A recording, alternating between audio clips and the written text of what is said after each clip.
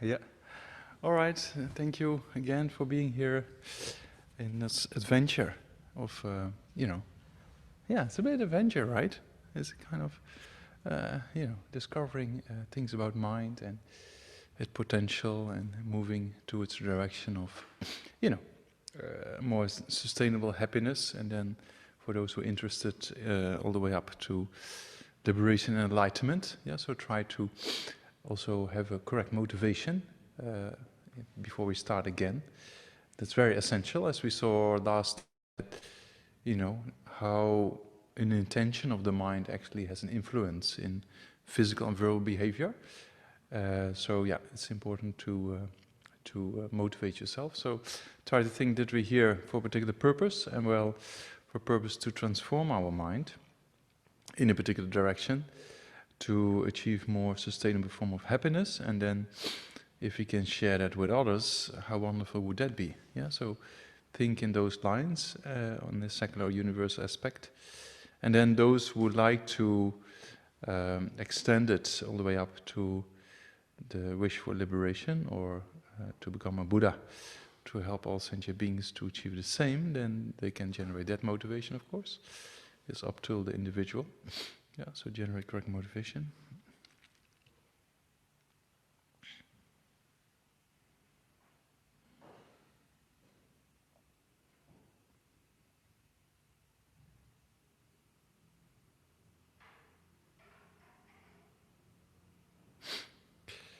And then, as last time we recited a few prayers. So a traditional way to do that is you imagine Buddha Sakyamuni in front, in a similar way as behind me. Or if you don't feel comfortable with that, then you can also just visualize white light in the aspect of love and kindness, compassion and wisdom. Yeah. So that is kind of a secular aspect of making a prayer in that regard. And yeah, if you don't like to do that, then you don't do that. It's also easy, right? So the main thing of doing prayers is to change our mind. It's, we can recite prayers as much as we like, but if it doesn't really benefit our mind, then maybe there's not that much progress. Yeah, so that's why it's very essential to, when we recite a prayer, as I explained last time, the origin of this teaching, Buddha Sakyamuni, is actually symbolizing love and kindness, compassion and wisdom, right? So that's kind of qualities we like to acquire. Yeah, so that's why we do prayers, that's why we prostrate or do those kind of things. Yeah. So yeah, you can choose, and then surrounding yourself, you can imagine immeasurable kind of beings undergoing physical and mental difficulties, and how wonderful it would be if you can help them beyond those difficulties, right? This kind of a compassion aspect. And then if you, later on, there's one model about bodhicitta, for example, we're going to talk about more later on, that we have a wish to achieve a certain level of realization to help others, right? So to make an auspicious connection, then we imagine we recite the prayers as a chanting master, to lead others in the prayer, so to say, or to lead others on the stage of path to enlightenment. That's then the connection to be made. Yeah? So that you can imagine in front Sakyamuni Buddha, or white light in the nature of compassion, love and kindness and wisdom, or just nothing. You just think about your own potential to be developed. That's also fine. Yeah, so I recite those few prayers together. To the founder, the endowed transcendent destroyer, the one gone beyond, the foe destroyer, awakened being, perfect in knowledge and in good conduct, Sugata, knower of the world, supreme guide of human beings to be tamed, teacher of gods and human beings, to you, the completely and fully awakened one, the endowed transcendent destroyer, the glorious conqueror, the subduer from the Sakya clan, I prostrate, make offerings and go for refuge. To the founder, the endowed transcendent destroyer, the one gone beyond, the foe destroyer, the completely perfected, fully awakened being, perfect in knowledge and in good conduct, Sugata, knower of the world, supreme guide of human beings to be tamed, teacher of gods and human beings, to you the completely and fully awakened one, the endowed transcendent destroyer, the glorious conqueror, the subduer from the Shakya clan, I prostrate, make offerings and go for refuge. To the founder, the endowed transcendent destroyer, the one gone beyond, the foe destroyer, the completely perfected, fully awakened being, perfect in knowledge and in good conduct, Sugata, knower of the world, supreme guide of human beings to be tamed, teacher of gods and human beings, to you, the completely and fully awakened one, the endowed transcendent destroyer, the glorious conqueror, the subduer from the Shakya clan, I prostrate, make offerings, and go for refuge. The indescribable, inconceivable, and inexpressible perfection of wisdom, unproduced, unceasing, the nature of space, object of uniquely knowing the transcendental wisdom, to the mother of the victorious ones of the three times, I prostrate. Gate gate parasam gate bodhisoha. Tayata gate gate parasam gate bodhisoha. Tayata gate parasam gate bodhisoha. Jangju Badu Dani Gyazu Ji Dagi Jinso Gimbe Dola Penje Sangye Doba Jo Sangye Chudon Tsuni Tsuna Jangju Badu Dani Gyazu Ji Dagi Geshe Gimbe Tsuna Dola Penje Sangye Doba Jo Sangye Chudon Tsunam La Jangju Badu Dani Gyazu Dagi Chunye Gibe Dola Penshe Sangye Doba.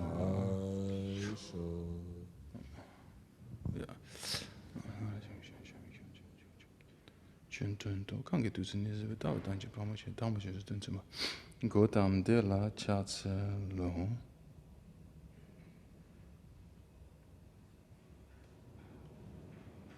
Yeah, so there's one praise we normally recite.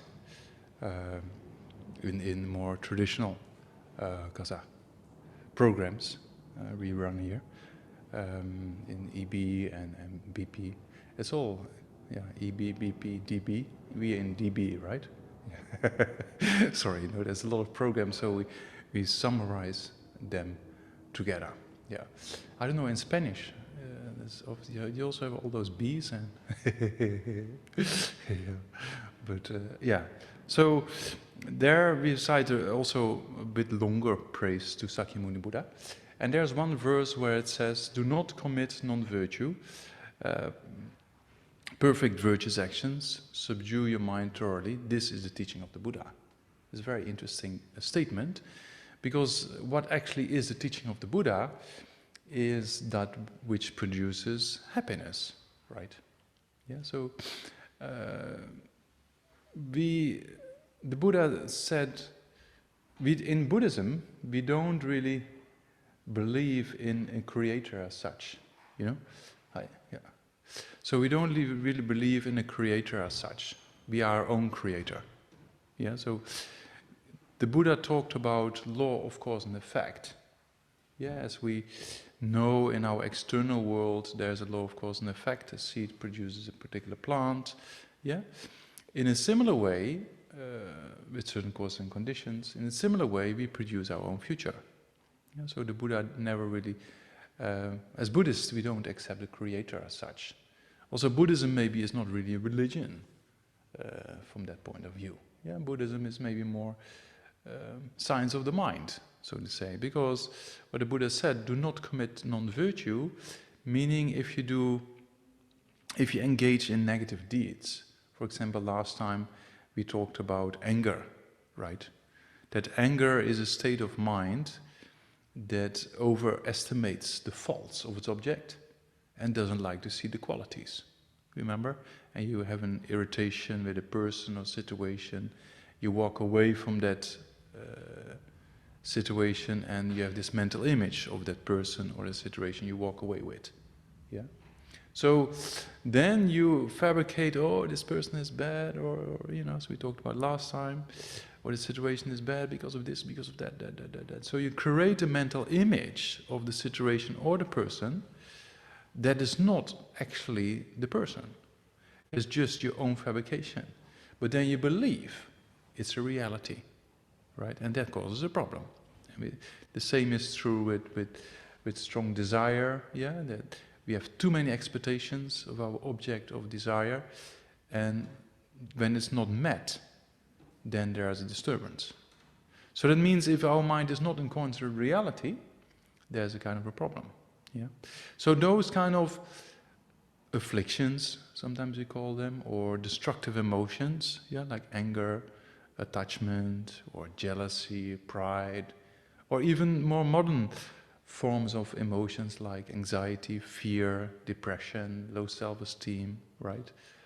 Shame, right, is also kind of a yeah, so those kind of states of mind are not very constructive. They actually produce suffering. Yeah, so the Buddha said if you don't like suffering, you should transform those minds or prevent them from coming into being. So that's what Buddhism is all about. It's kind of, there's a law of cause and effect within our continuity of consciousness. And we know if we get angry at a person or situation, we lose appetite, we lose sleep, we worry about it all evening, and you know, for just sometimes for a few minutes or seconds of irritation, it can spoil the rest of your day, right? Isn't it? So that means that we can see that one moment of anger produces actually suffering. So the Buddha said, don't engage in those negative emotions or negative thoughts or you know, it's easy to say, right? It's easier to say than done, but we have to start somewhere. So the Buddha said, if you want happiness, don't do that. Yeah, and how to do that we come to later. Yeah, first the Buddha made a kind of clear explanation, do not commit any non-virtue. So non-virtue means that which produces suffering. Yeah, so it's not that the Buddha made up this law, it's just an existing law, if you're Buddhist or not. Yeah, science of the mind. If you get disturbed by irritation or anger, then that causes suffering. And then we act or we say something because of that anger, and we might harm a person. Yeah, so did I tell you the story? One of my friends, we did something with prisoners. Did I tell you last time? No, I didn't tell you, no.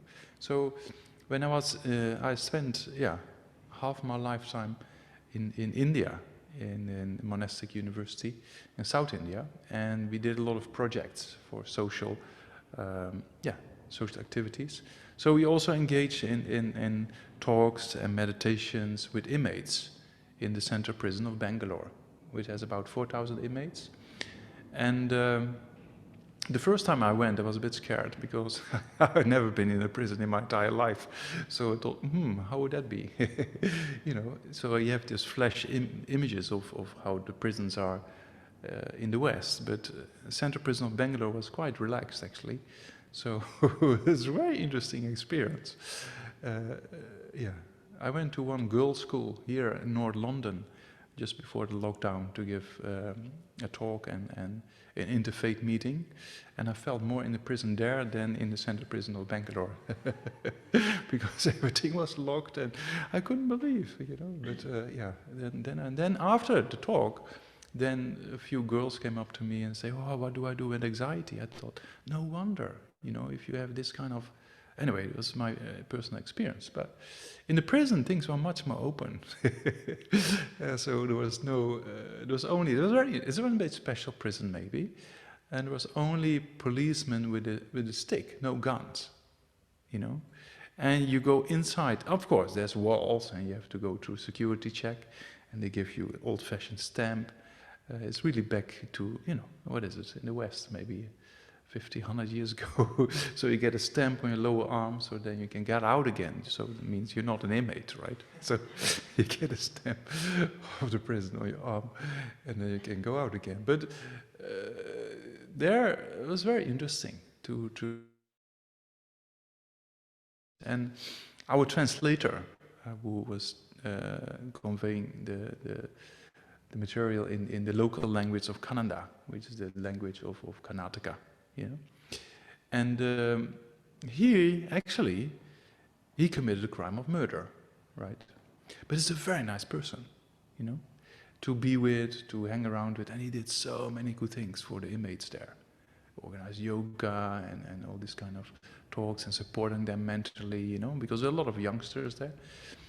And he told me once, he said, you know, for 10, 15 minutes, I was not in control. I made a mistake. I killed a human being.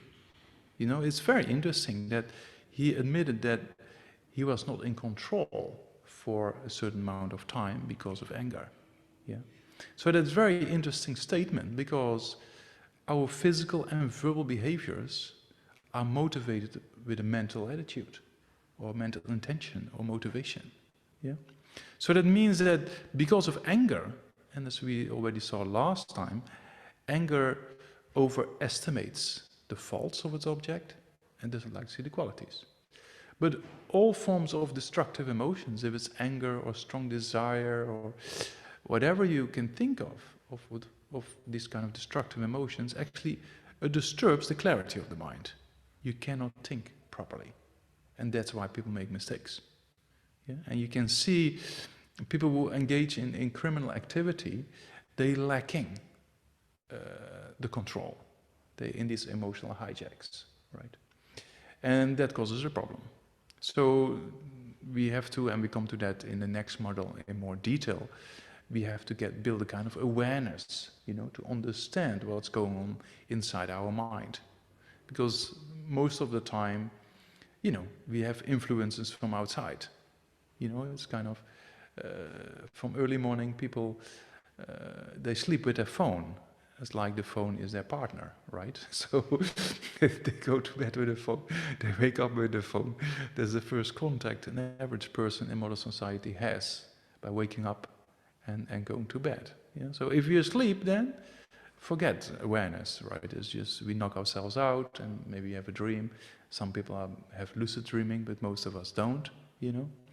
So then during the day, we just constantly activated by external activity or stimulation of the senses, so to say. And last time we also talked about that the real cause for happiness has to come from within, from mental consciousness, not from sensory perception. Because we have the 5 senses, right? And the more you engage in the objects of the 5 senses, you don't become happier and happier and happier.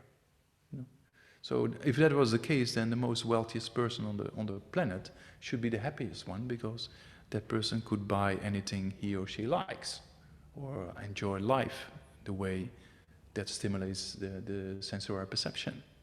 But it seems to be not the case, right? And we know from our own experience, I think, that you know that wealth, fame, and those kind of things doesn't really bring any form of happiness, right? So the real happiness comes from within. And you know, these people we talked about last time, I think, with people who do the traveling across the globe, you know.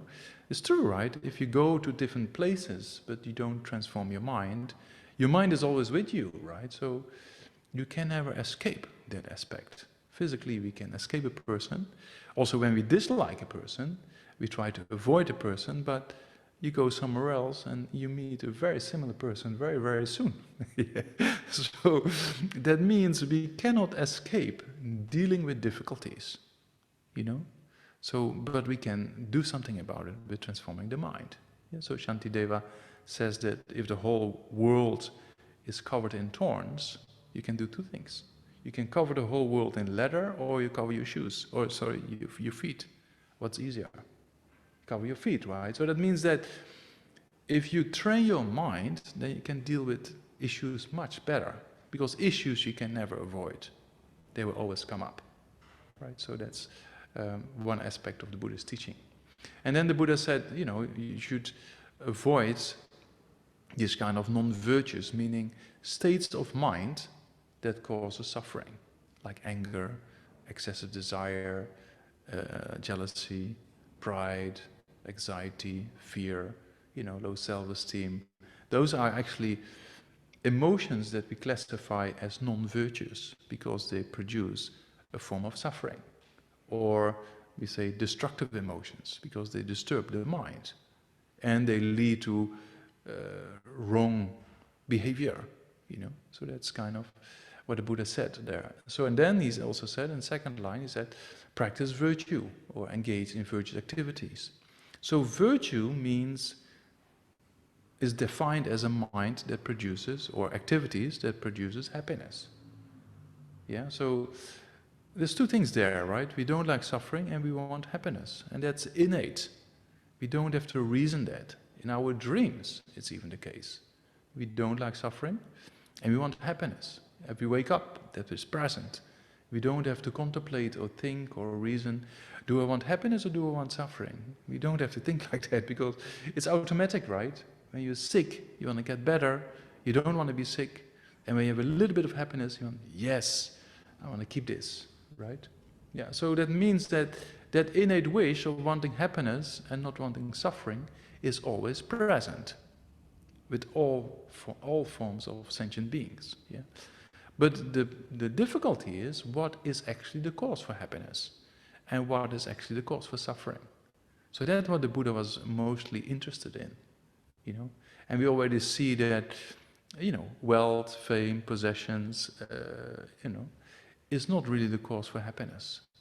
Because, you know, as we just said, that, you know, then people who are most successful in life from a worldly perspective, they should be the happiest person, but often that's not the case. You see that, no, with people in the film industry, actors, most of them have a very difficult life. And we see that, you know, they go into drugs or commit suicide or whatsoever. So that means that that's not the real cause for happiness. And all kind of substances, whatever you use, is never really producing more and more happiness. It's an addiction. It's just a temporary relief from a difficult state of mind. Yeah, so there's a very interesting documentary about trauma, yeah, the wisdom of trauma by Gabor Mate. I don't know if you saw that. It's a very inspiring documentary. So Gabor Mate, he's a medical doctor, and he did a lot of research regarding addiction. Yeah, and he came down that most forms of addiction and people living on the street, we often think, why are you taking drugs? That's what is the average question that is being asked, right? But he said, instead of asking that question, why you're taking drugs, you should ask a question, you know, what is, you know, what kind of difficulties did you face, and can we help with that? You know, because most of the people with addiction, it seems like it comes from trauma, yeah, from when they were young or abused or being abandoned as a child, you know. So a lot of kind of trauma plays a very important role in people looking for something not to face a particular state of mind. Yeah, and that's a temporary solution to that is an addiction, right? And we all have addictions, he said, and he himself had addiction to buy CDs of classical music. Anyway, so he said also war can be an addiction, yeah, to escape a particular state of mind. Some people just work or do this or do that, or excessive sports, right? So sport is good for you, but if it goes to the extreme, it becomes an addiction to go to a kind of escape route from difficulties in the mind. Yeah, so that are just temporary solutions. We need a fundamental kind of solution to all these problems. Yeah, so we come to that. We cannot explain that in one evening talk or in one model. That takes time to refine. Yeah, so initially we have to know we have the same wish, wanting happiness and not wanting suffering.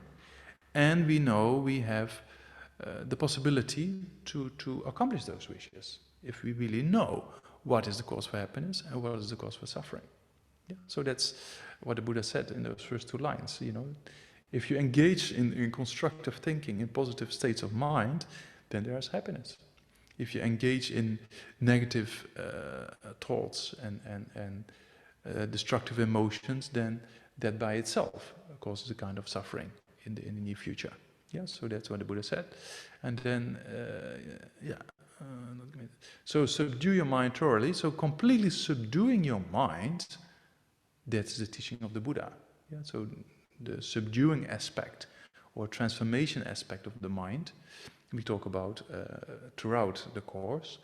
And even people in psychology come to very similar conclusions. I don't know if you're familiar with Daniel Kahneman's books of emotional intelligence, for example, social and emotional learning, very good books, and very good methodologies being actually backed up by scientific evidence. It's a very good programs, you know. So, but if you read those books, you come to the same kind of conclusion. If you subdue your mind, there is happiness, because he also talks about destructive emotions and how to deal with it and how to transform them. Yeah. Anyway, we come to that throughout the course. Yeah. So last time we talked about these destructive emotions.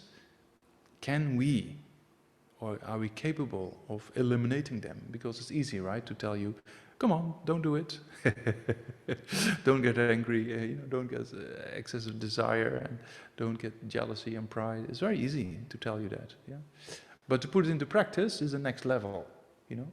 So for that we need certain kind of information. First of all, is it possible? Yeah. First we actually pinpoint down the problem. Yeah, it's very important. Escaping problems will never bring great benefit on the long term. Yeah.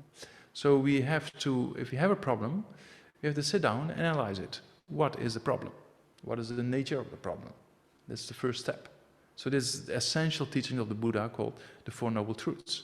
Yeah. So that means the first step is analyzing the problem, the nature of the problem. That's the first step. Yeah. If you avoid it, you would never learn. So you have to analyze the problem and face it. You know, it's true, right? If we make a mistake and we just forget about it, then we never improve, right? We have to understand if we make a mistake, and we all make mistakes. We're not perfect. Yeah. So that's also a way to learn. Yeah. So if you have a problem, you have to know the nature of the problem. What's happening? Yeah. You have to be aware of you know, what kind of the results are of an issue and what not. So and how it's how it influences oneself and influences others. So you have to know the problem. The second point, which is very important to know, is what is the cause of the problem, right? If you have a problem, you have to know the nature, and then you also have to know the cause. That's point number 2. Yeah. If you know how it's being caused, and you deal with the cause, you can prevent in the future the results from that cause, right? For example, if you see that your mind is disturbed by irritation, and if you walk with irritation and anger, then in the future it can happen that you maybe get less irritated, right? Make sense or not? Yeah, so first of all, we have a problem, and then we have to know the cause of the problem. How is this, came this into being, right? You need the cause of the problem. You need to have a very detailed kind of information, and it's we come to these points again and again, but that's the main layout, right? So you have a problem. Second point, what is the cause of this problem? Yeah, that's point number 2. Point number 3 is, can I solve this problem? Right? Can I take away this cause for the problem? If that's not possible, then we're just wasting our time here. Yeah. So if there is suffering, and we know the cause of suffering are these destructive emotions like anger, attachment, jealousy, pride. Yeah. So we see that anger disturbs our mind. So anger is the cause for disturbance of mind, right? But then the question number 3 is, can we eliminate anger or not? Is there a possibility of a state of mind without anger, right? So yeah, of course, yeah.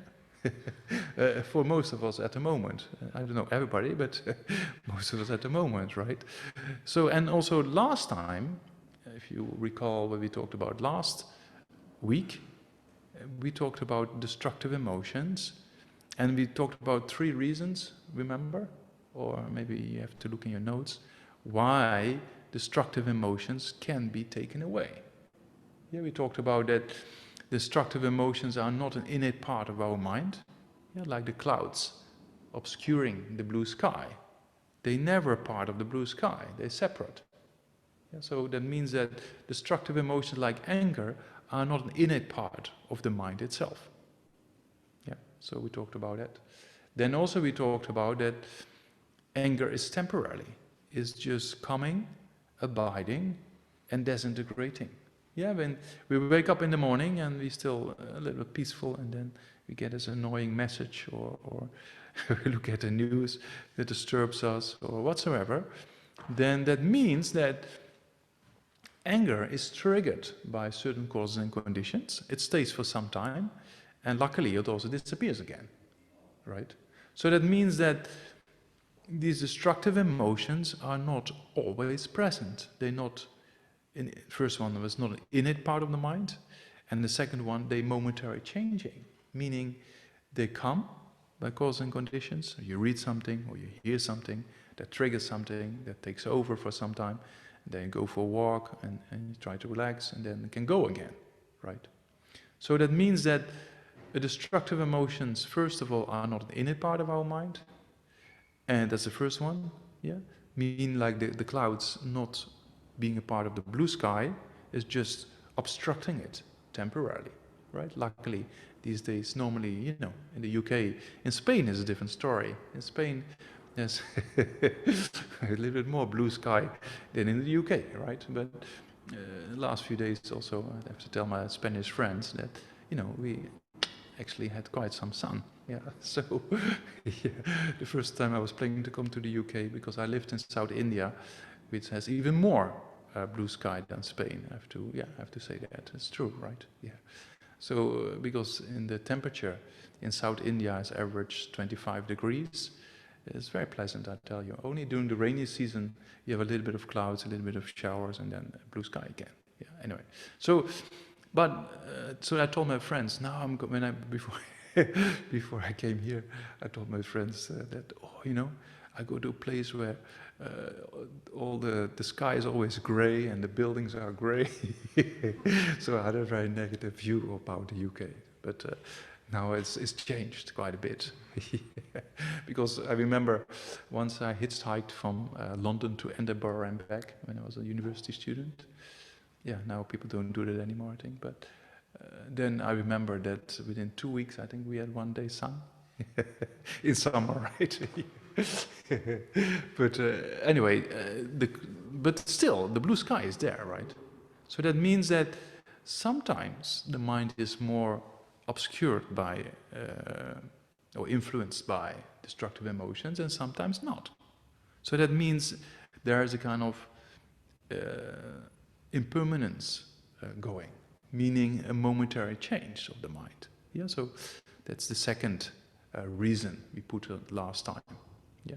So the first reason is that the destructive emotions are not an innate part of the mind. Yeah, like the clouds not being a part of the blue sky, and then they come and go. The clouds also come and go by causes and conditions, right? They're not always present. So our destructive emotions is very similar. They come, they get triggered, they abide, and then disintegrate again. So that's the second reason why, if we play with the conditions, we can do something about it. You see that? Yeah. And they're not an innate part of the mind, meaning they can be taken separate. Yeah.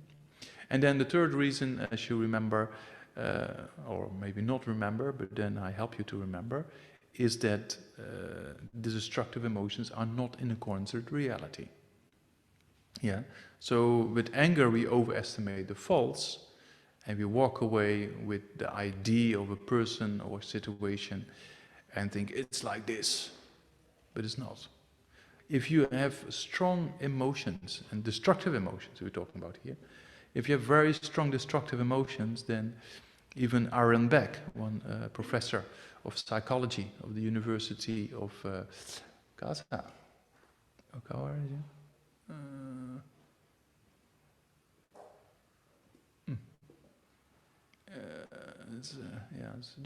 It's just there, but it doesn't come. Yeah. Anyway, so Aaron Beck, Pennsylvania. Yeah, Aaron Beck, University of Pennsylvania. If you memorize things, you go back to the previous verse and then you remember the second verse. So that's maybe why. Anyway, so from the University of Pennsylvania, Aaron Beck, a psychiatrist, he passed away, I think, last year. But he came to the same conclusions. He said, you know, in the rage of anger, a person 80 to 90% is mental fabrication. It's not actually reality. And we see that with worrying. We're worrying so much. While we're worrying about, I think maybe only a few percent might be possibility of happening, but the majority of 80-90% it will not happen, right? So it's just a mental fabrication. We create problems for ourselves.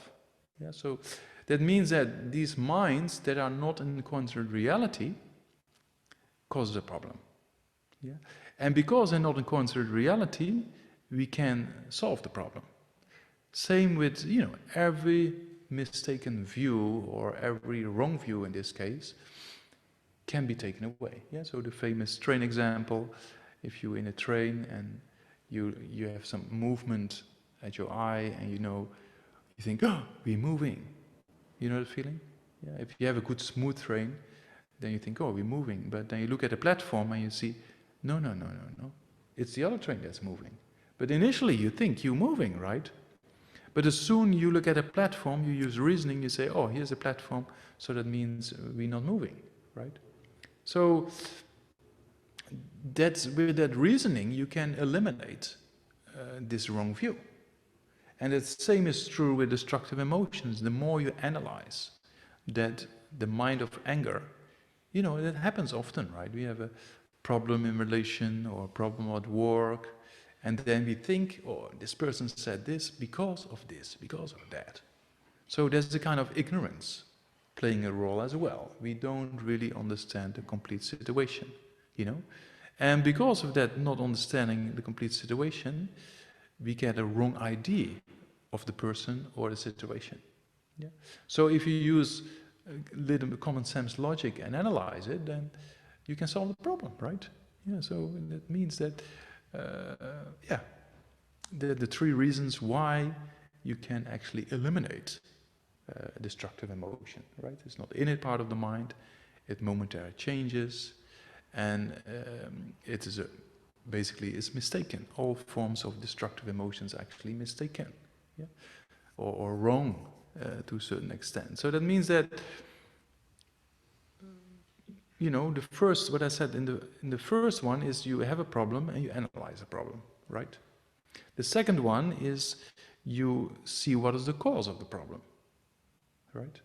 So you see there's a disturbance of mind, you analyze, okay, my mind is disturbed, it doesn't feel pleasant, there's no clarity, I'm not happy, you know, there's no quietness of the mind, so that's the problem. Yeah? Then you see, then you check how is this caused.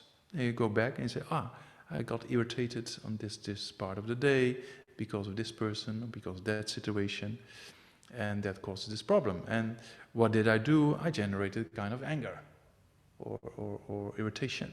You know? So that causes my mind to be disturbed. You see? So that's the cause. Then the third level is, can I do something about it? Is it possible to eliminate this anger? That's very important to know, because if we cannot change our mind, then I was not here, and you were not here either, probably. Yeah. Because if we cannot change the mind, then we might as well just try to enjoy life the best way we can and try to find happiness in those ways. But luckily, it's possible to eliminate those destructive emotions, right? Yeah. So that's very important to know. You know, otherwise, it's our motivator to see it's possible to change, and we see that in neuroscience and psychology, neuroplasticity. It's possible to change the mind, right? And to change the brain even. There's a lot of scientific research which indicates that there's a possibility of change and a possibility of positive change. So then, if you have a problem, you know the cause of the problem, you know it's possible to solve the problem, then what will you ask the question? How do I do this? What is the methodology? Yeah, so that's point number 4. In a similar way, the Buddha also explained, if you're sick, you go to the doctor, you analyze the nature of the sickness, right? The first point. Then the doctor will analyze the cause of the sickness, point number 2. Then you ask the doctor, is it possible to get cured or not? If you cannot get cured, then you just have to deal with it, and there's no further things possible. But if the doctor said, yes, you can get cured, then you ask the question, okay, how? What is the methodology? What is the treatment? So the Buddha's teaching is very similar, right? You have an issue, you analyze the nature of the issue, you look at the cause of the issue, and then you look at the possibility to solve the problem or the issue, and then you you follow a particular methodology, right? Does it make sense or not? Kind of way, very systematic way of working with things. Yeah. So then, in relation with the possibility of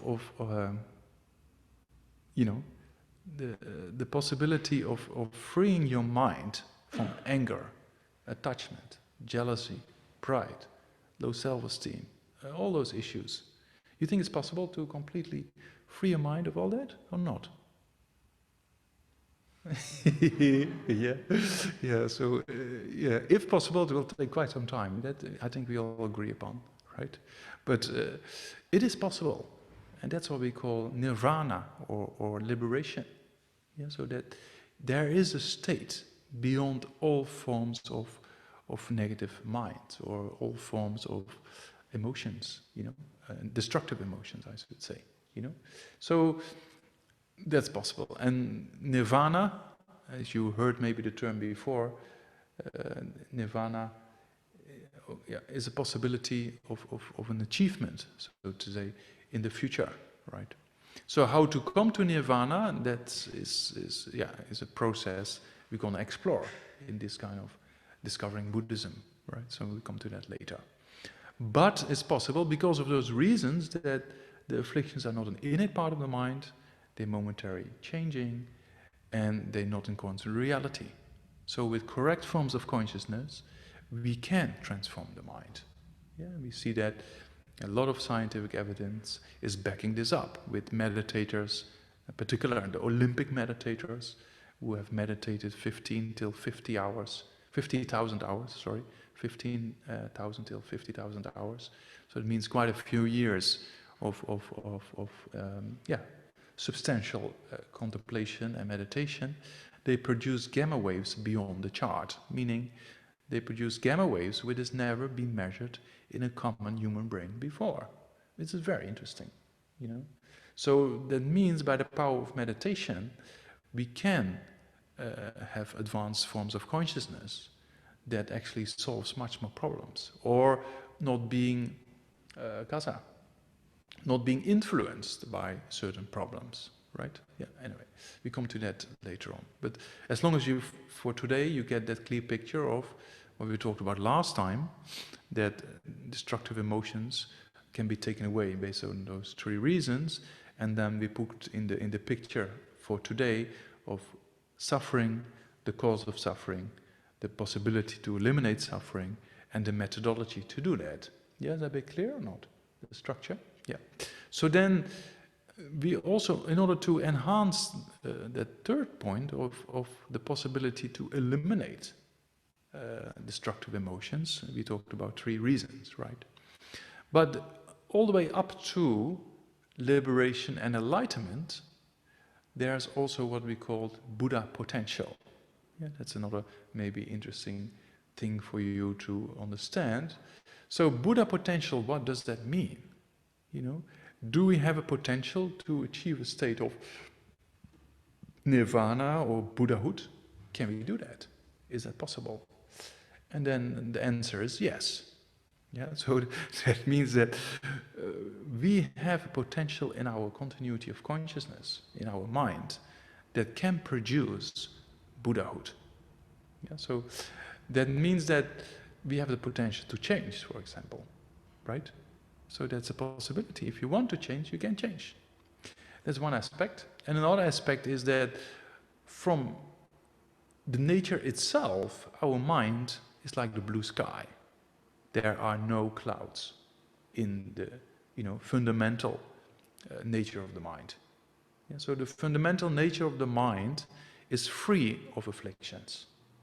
And we can prove that by meditators who engage in long-term meditation, they generate a very blissful state of mind without any form of disturbance, without any form of suffering, just abiding in pure bliss, right? So that, if that potential was not there, then that would not be possible, right? So that means that there is a possibility we all have within us. Wherever we walk, wherever we go, this potential is there, you know? And you can, the way the world appears to us and the way we react depends very much on our attitude, right? You can sit in a beautiful park with this kind of weather, with a nice drink, try to enjoy life the best way you can, and you can sit next to a person who is a bit down, right? We all have those moments in life, and you look everything, oh, beautiful, look at this. Green grass, blue sky, it's very nice, and the drink is nice. But the person next to you, in the same external conditions, when the person is a bit down, sees everything completely different, right? So that means that a lot of things depends on our mind. It's not the external factors. But the potential in our mind is there to experience happiness, right? So we have what we call an innate potential. Our mind, the most subtle aspect of our mind, is free of any forms of afflictions. Yeah, so that's very important to know. Yeah, so there's more to say to that the mind is empty of inherent existence, etc., etc. We come to that later. Yeah, so we have two types of Buddha potential. For the time being, if you like to write it down, then we come back to that later on. So there's two types of Buddha potential. One is Buddha potential that is there by nature, as we say, that is there with our mind all the time. Yeah. So that's what we call Buddha potential by nature. That means that our most subtle state of mind is free of any form of disturbance or afflictions. The only problem is it's not manifest at the moment. We have to make it manifest. Ding dong, yeah. Yeah. That's okay? Yeah? Okay, yeah.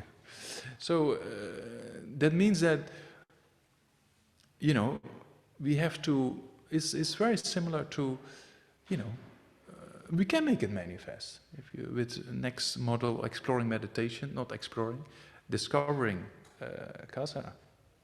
Yeah. How to meditate is the title, yeah, I mix up.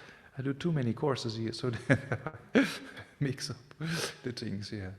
But yeah, how to meditate, also we go over certain aspects of getting a little bit of feel of more subtle forms of consciousness, right? Of more quietness of the mind, so to say. So if you get a little bit experience of that, then you see that, oh, that's nice. So that means that that peace of mind can be achieved because it's always with us, but we never have made it manifest.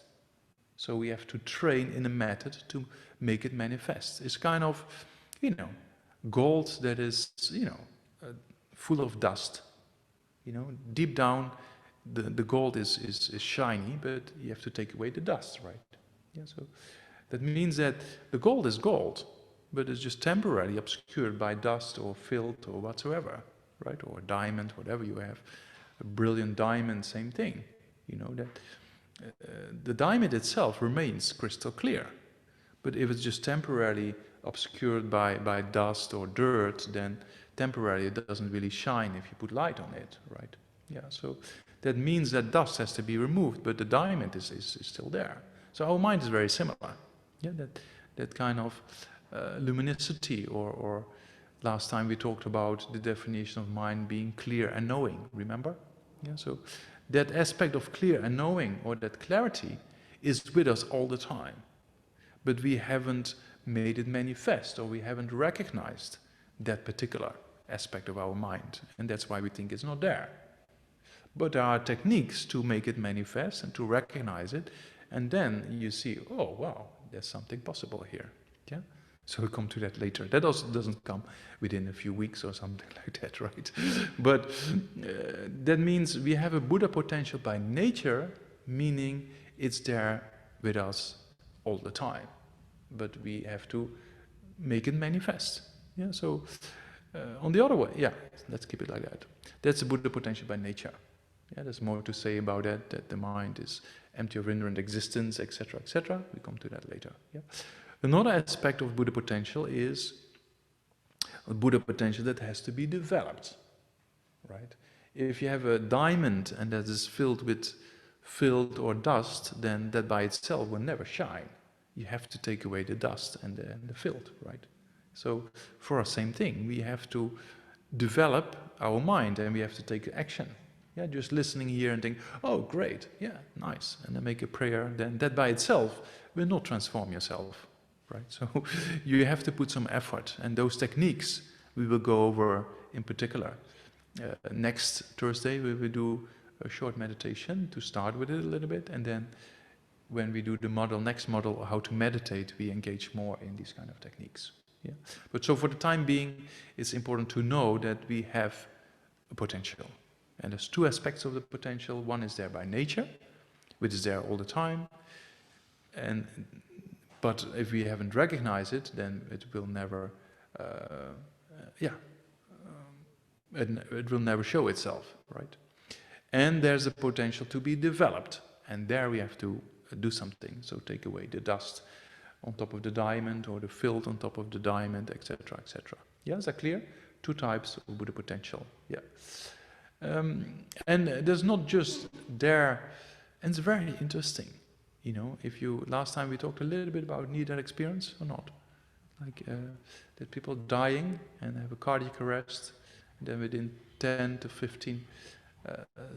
20 seconds, oxygen flow to the brain stops, the EEG goes flat, and the person is being considered as dead, clinical dead, right?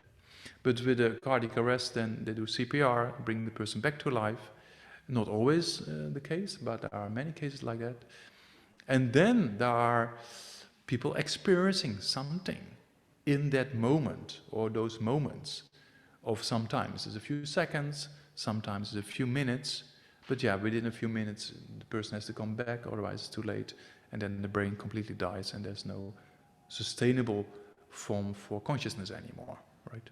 So there are cases of a few minutes that people are in this in-between, what we call the near-death experience. And what most people experience is a very strong form of a very subtle form of consciousness. They feel a kind of bliss, they feel kind of compassionate, they feel kind of being a part of the whole universe. It's very interesting aspects there. So that means that the mind becomes more and more subtle. They have never seen that before in their entire life, right? So then a few cases that the person is brought back to life, and then the doctors are so happy that they brought this person back to life, but the patient is very, very discouraged and said, I'm not very happy with this, because over there was actually much nicer. Yeah. So don't kill yourself now straight after this talk. Because you think it's nicer over there, but that's also a temporary state. We come to that later, you know. But it implies that the mind becomes more and more subtle. When there's more subtle state of mind, there is more kind of experience of bliss or happiness, you know. So that means that mind is with us all the time. But only it becomes in the manifest state because of the process of dying, right? So there are techniques to, in the waking state, as we are now, to produce similar states of consciousness. Because it's with us, but we only have to recognize it or learn methods to let it become more manifest. Yeah, so that's potential is there. Same with the lake in the Alps. Yeah, when I was in Spain, it was quite dry, I remember. So I didn't see many lakes in Spain. And yeah, but in Ösling was, yeah, it was very nice, cooler than down below in those places. But anyway, I also went in many cases to, in my early days, when I was young, to Austria and Switzerland, you know. You have these beautiful lakes in the Alps, and then early morning when everything is wind still, you see a blue sky and then everything reflects. It's like a mirror. The lake is like a mirror, right? So our mind is very similar to that, you know. If the mind is at peace, it's like a mirror. But if it's disturbed, It's like the sea between the UK and the Netherlands, the North Sea. When it's wind force 8 or 9, it's very scary to be on that sea. Once I was with my father on a boat, and the waves were like, you know, like a 3-story building high. I still remember. It was very scary.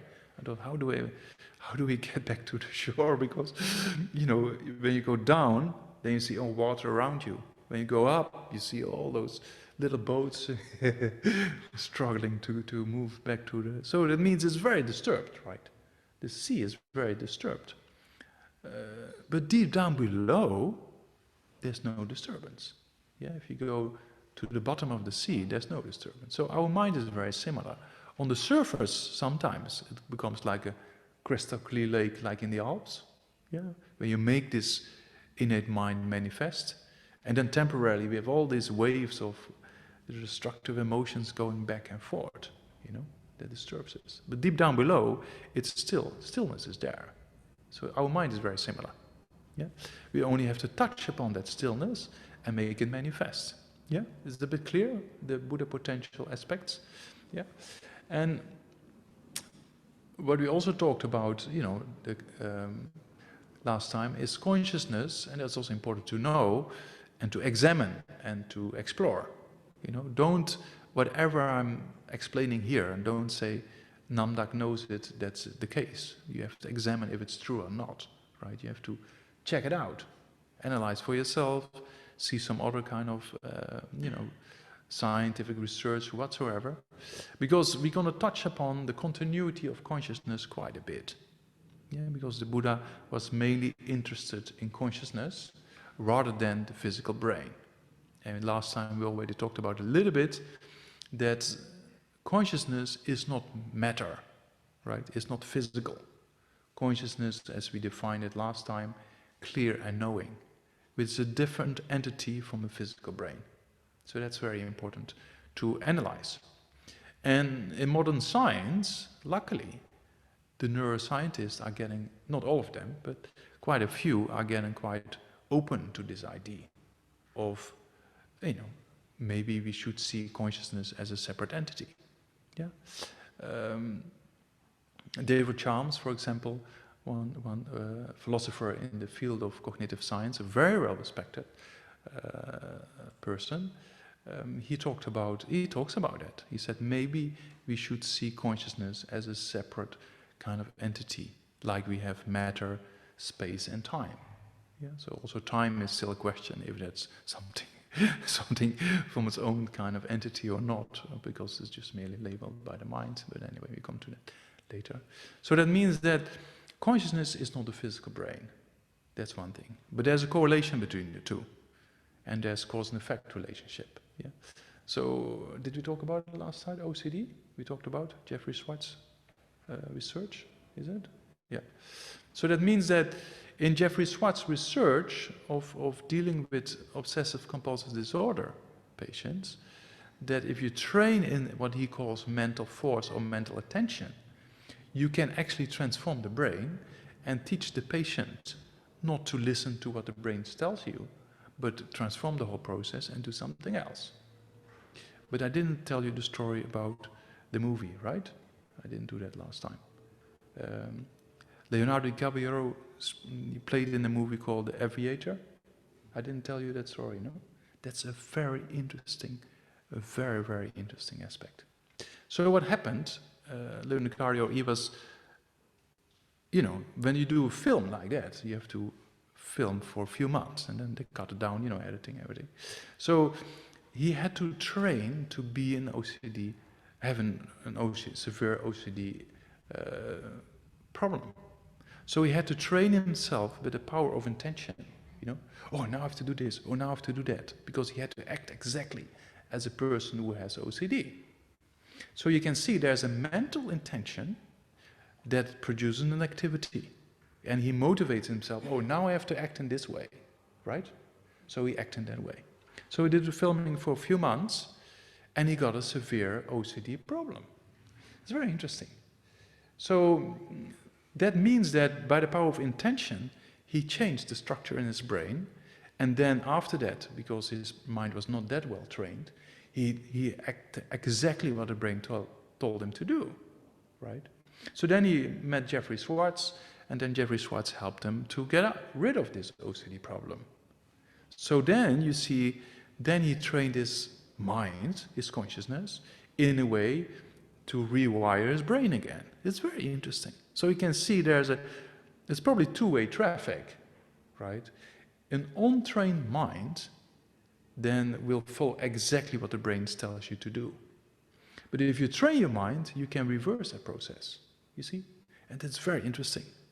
From a Buddhist perspective, it's very interesting because it proves that we can transform and we can train our mind, and in a way that we are in control. Yeah, we talked about emotional hijacks. So in an emotional hijack, we are not in control. The destructive emotion is in control, like my friend in prison. Yeah, our translator who committed the crime of murder. For 10, 15 minutes, he was not in control, right? But it doesn't mean he's a bad person, right? He did something that's completely not correct, and it should not be done, and it should not be repeated. But it's a very interesting aspect to see that this emotion of anger he had causes him to commit a crime of murder, right? So that we can deal with those issues if you transform the mind. And that is proven by this OCD research. So that means that if you train your mind, you can train your brain. So that's a very interesting aspect of the potential, as we just talked about. You know, that it's in our capacity, if you put some effort, to completely transform the mind. Yeah, that's one aspect. But another aspect of the continuity of consciousness, as we say, consciousness is not a brain, but there's a correlation between the two. And as particular, sensory perception needs a physical brain. Yeah? But mental consciousness is less dependent on the brain. So that's another very important point for you to know. We have 5 sensory perceptions, right? But we also have mental consciousness. So we have 5 sensory perceptions of our eye, ear, nose, taste, and the touchable aspect, right? So there's 5 sensory perceptions. Yeah, and often in science, especially in cognitive science, the main emphasis is on these 5 sensory perceptions. But we also have mental consciousness, right? When you, for example, dream. When you dream, is mental consciousness. When you think about things, oh, maybe I'll do this, or maybe I'll do that, is mental consciousness, right? So that means the Buddha was mainly interested in mental consciousness. Why is it so? Because sensory perception is very limited. And we already talked about that the object of the senses will never produce happiness. Yeah, the more you engage in eating, drinking, going to parties, using different substances, you don't become happier and happier and happier and happier. Because sensory perception and sensory feeling in relation with sensory consciousness is very, very limited. Yeah.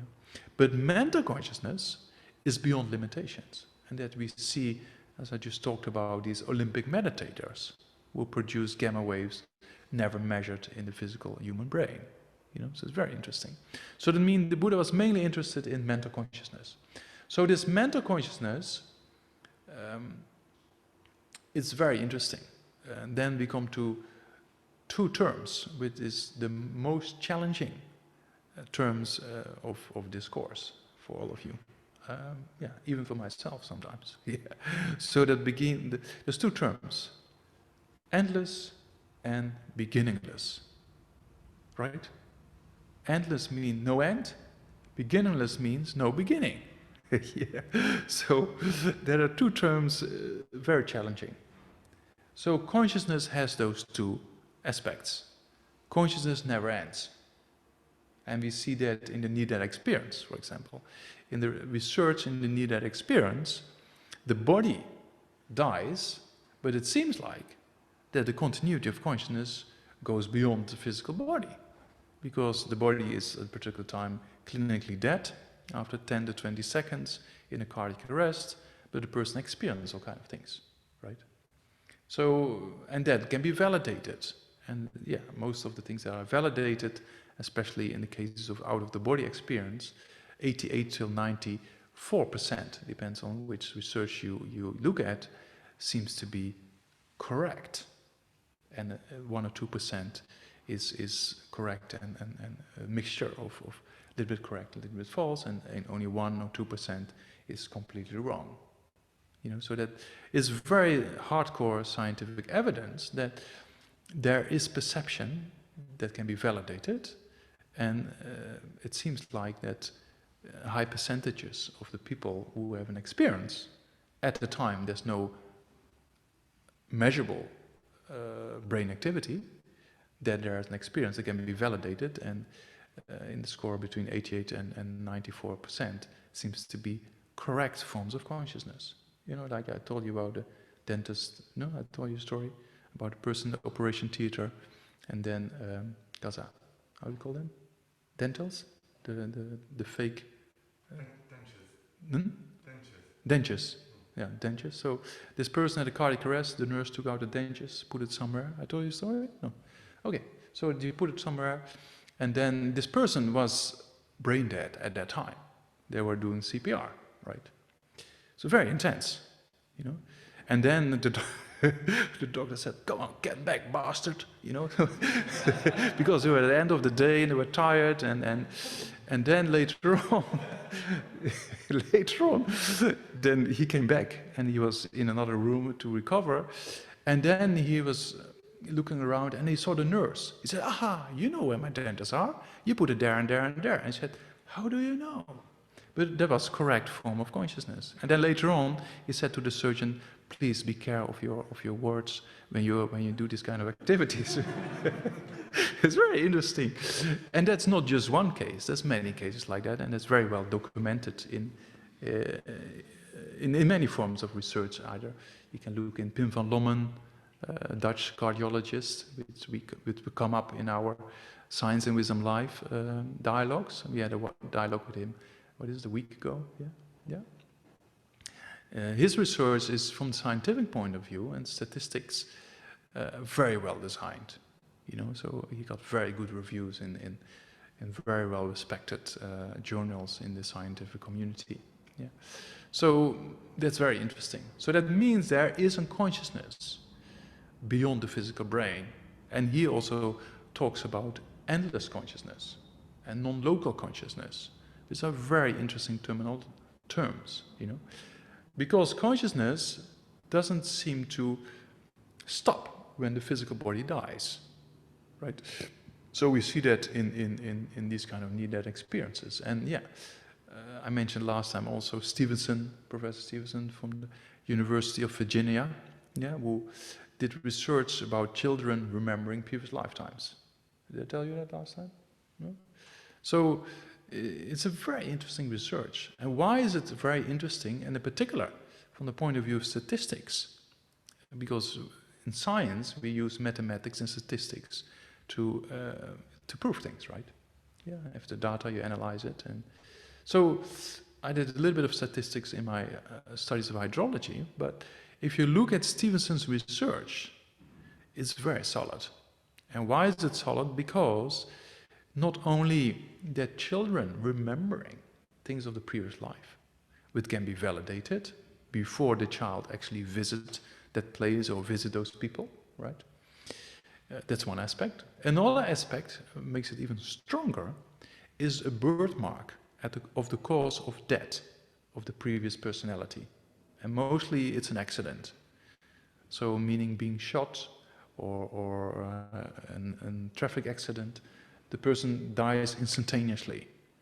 Then from the Buddhist point of view, that also proves that things can be remembered. If you die instantaneously, it's easier to remember than when you die in a sickness, because then all your forms of consciousness, they slowly disintegrate, and it's very difficult to you know, same as you fall asleep and you have just a short, same with sleep, same thing, right? If you have a deep sleep and a long sleep, then it's very difficult to remember things. But if you have a very short sleep and it's not too deep, it's very vivid.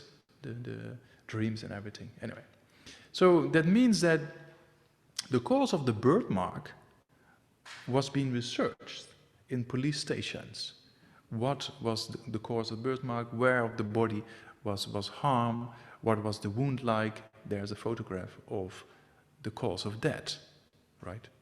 Then a newborn shows a birthmark exactly at the same spot sometimes. It's very, very interesting. So it's quite solid. It's quite solid evidence. So if you're interested that most of you watch TV and Netflix still exists, as I'm aware, right? Yeah, so that means there's also, instead of watching all these kind of violent movies, people killing each other, maybe you can do something more constructive. And then there's one documentary called, but you can also find on YouTube. You don't have to go to Netflix, I think, because I don't have Netflix and I just watch on YouTube. So there's one documentary called Surviving Dead. I think it's called, right? Yeah, Surviving Dead, no? Yeah. Yeah, so there's one documentary by Jim Tucker. So he was a student of Professor Stevenson. Yeah, and Professor Stevenson passed away a few years ago. So it's very interesting. So what Stevenson said is even more interesting, because he said, I'm not trying to prove reincarnation or something like that. I just say there is something that carries the information of a previous personality to the present. This is a very interesting aspect. Something that carries information from a previous personality who passed away to the present one. You know, it's very interesting. And Pim van Lommen calls it non-local consciousness, meaning a continuity of consciousness beyond a physical place, right? So in Buddhism we also say consciousness is not matter, is not physical. And consciousness, there's no end and there's no beginning. So that means that consciousness just, you know, when you die, then consciousness goes to the next life. You see that? Yeah, so that's a very important aspect. But we see many forms of scientific. It's a bit controversial, mainstream science, I have to admit.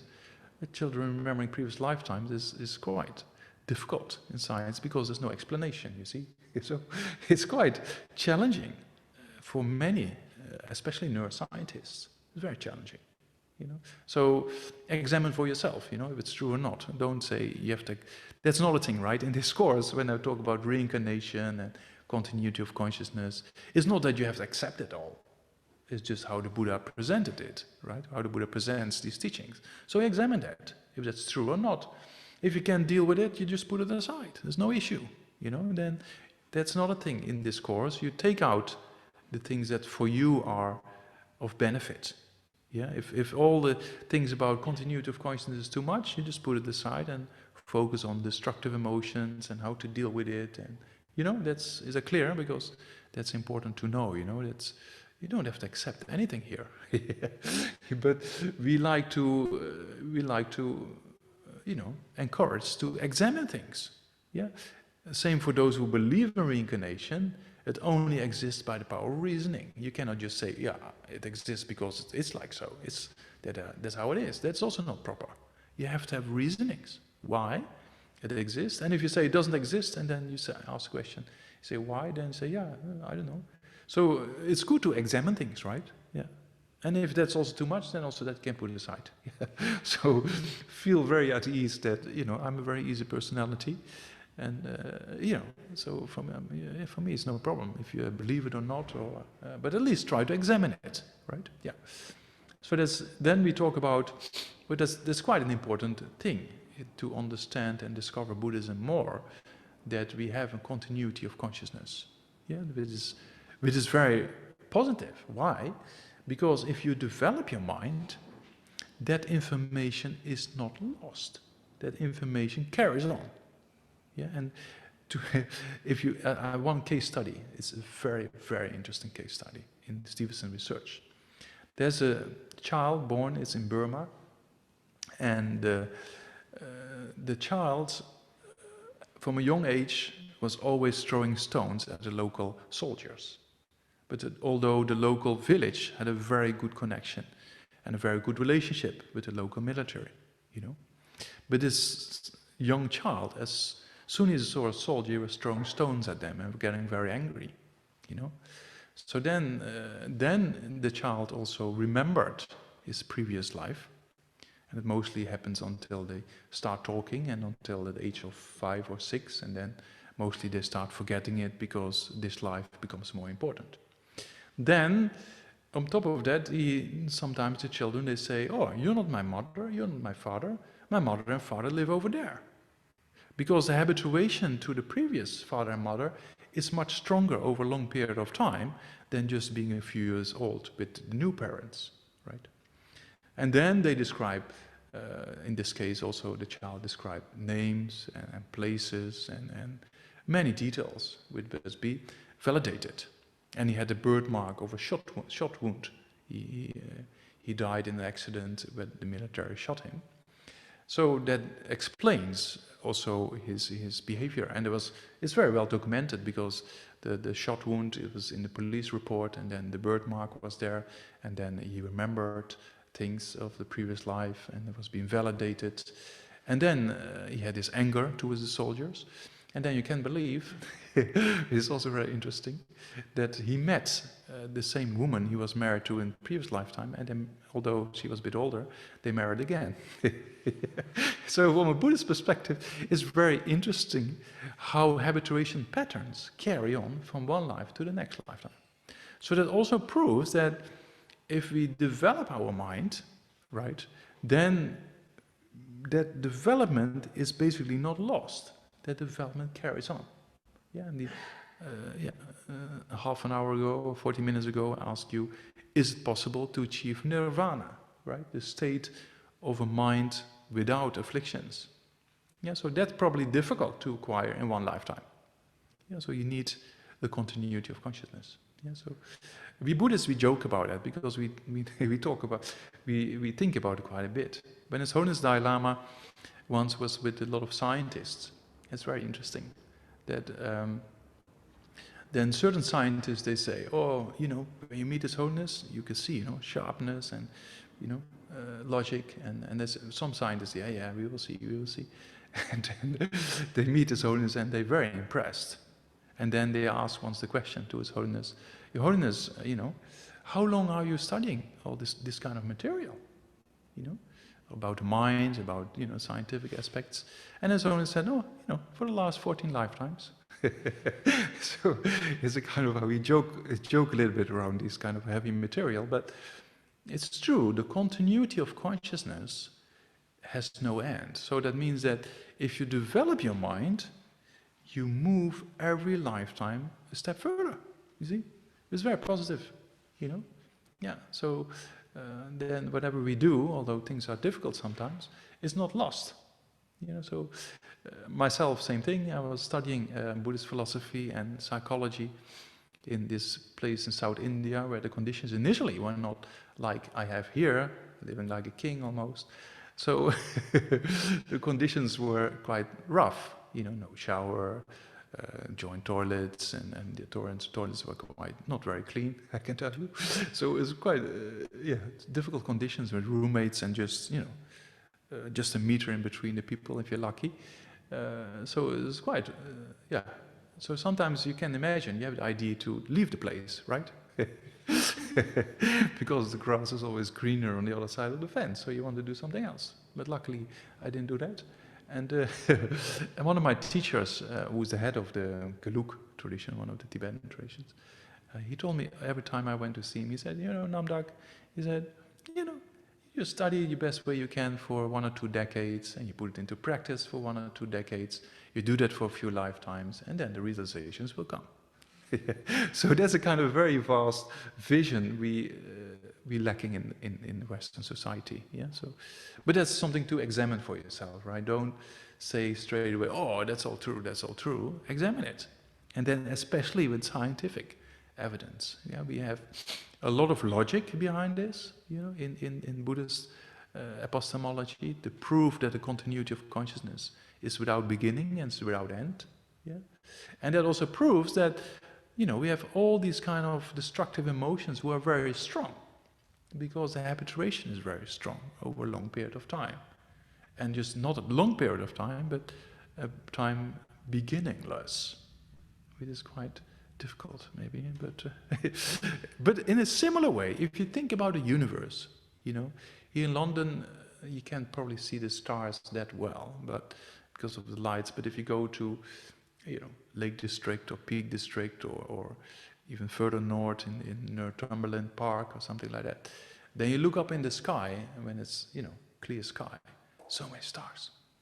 It's amazing, right? Or in Spain, I remember in Euseling, that's in Spain, and there's my friends on the other side. And in Euseling, you can, when it's clear sky, you can see Morocco, you know, Africa on the other side. And you look up, it's amazing. The sky is filled, because there's no light there, right? You're just in the middle of nowhere, you know. So that means that the sky and the universe, there is no end to the universe, right? It's also very difficult for us. We always think about an edge, but there's no edge. If you look, and that's why we every few years we discover a new star, or we discover a new galaxy. There's no end. And we get more stronger telescopes, we send it to space, and another bigger one, and we see another thing, and we see not. There's no end to that. Why? Because there's no end to the universe, right? Or not? You think there's... I mean, in the early days we thought that the Earth was flat and you can fall off, but that's not the case. And the universe, there's no end to the universe, right? You can travel at light speed, beyond imagination. There's no end to your trip, right? You see that? Yeah, maybe that helps a little bit to understand beginningless and endless kind of terms. Yeah. If it's all too much, then just put it aside, right? No problem. Yeah. Or erase out of your notes with a whitener, or you know, there's no issue. Yeah. So that's. But I have to explain it, because I have a responsibility also to explain the Buddhist teachings, right? And that's why we're here, to discover more about it. But if certain things are a little too much for you, then no issue. You can just put it aside and focus on the things that you find more beneficial, right? Yeah, as we talked about destructive emotions, and we can talk about it a little bit more. Yeah, so today we talked about a few things. We talked about destructive emotions like last time, and we talked about a fourfold kind of approach, meaning there is a problem, so you should know the nature of the problem, right? And then you should know the cause of the problem, yeah? And you should know the possibility to solve the problem. If so, what is the methodology? Yeah, so that's what we call the Four Noble Truths. We come to that in great detail later on, but that's a little bit the map to keep clear for yourself. Yeah. Then in relation with the third point, that, I mean, first of all, in relation with the first point, that these destructive emotions are actually causing this suffering, right? So anger, attachment, jealousy, pride, they're actually causing suffering. Yeah. And we saw that these destructive emotions can be taken away because of the reasons we gave, that they're not an inner part of the mind, they're momentary, changing, so you can change them, and they're not in quantum reality, so with the correct form of consciousness, you can eliminate them, right? Yeah. And the method there to do that, we go over in the coming, 2 years? Yeah, so that's another thing, you know.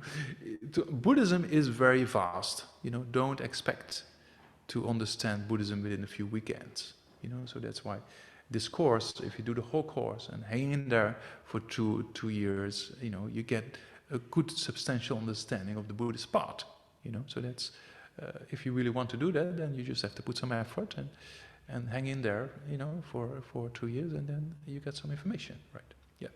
So, so the Four Noble Truths, or those 4 points, right, is important to know. And we had it over the 2 Buddha potentials, which is also important to know, yeah. The Buddha potential that's there by nature, yeah, so that means our most subtle mind is beyond stains or beyond afflictions, is this clarity. Yeah, like deep in the ocean, there's no movement, although on the top there's movement. Yeah, or the diamond being covered in filth or dust. When you get rid of the dust, the diamond shines. So that shining nature is there also when the dust is on top of it. That potential is there, right? Yeah. So that means our mind is very similar. We just have to get rid of all this dust, you know? Yeah. So that's, and to get rid of this dust is this Buddha potential that has to be developed. Yeah, so there's 2 types of Buddha potential by nature, and there is to be developed. And then we dived into this, difficult aspect of the continuity of consciousness. There's no beginning and there's no end. And that the consciousness is not the same as the brain. And in near-death experience, we see that as a proof, and that's very, very scientific, you know. And Stevenson's research regarding children remembering previous lifetimes also gives a very nice insight into information that is carried from one personality to the next. Right, what we call the continuity of consciousness. Yeah. So, and there's no beginning and no end, like the universe. Yeah. So that's kind of the summary of today. Yeah. And if it's too much, then just leave it aside, or no, easy. Yeah. In India, I'm still used to. You see me still doing this, no? Sometimes, yeah. Because in India you do that sometimes, and I learned so much in the country India, and you learn how to be relaxed and take things easy, and you know, because sometimes things are more less organized than here. When I went to Link for the first time, also I made a program, you know, where we normally do in the West in general, you know, like meditations and timing and talks, timings, and then I got a reply from Link saying, sorry, Namdak, not possible. I said, why? I said, siesta. So they need quite a few hours after lunch to have siesta, and then they start, they never start before 5. Anyway, sorry, my friends in Spain, but yeah, that's reality in Spain. Yeah. All right. Yeah, so that's more or less what I was planning to talk about today.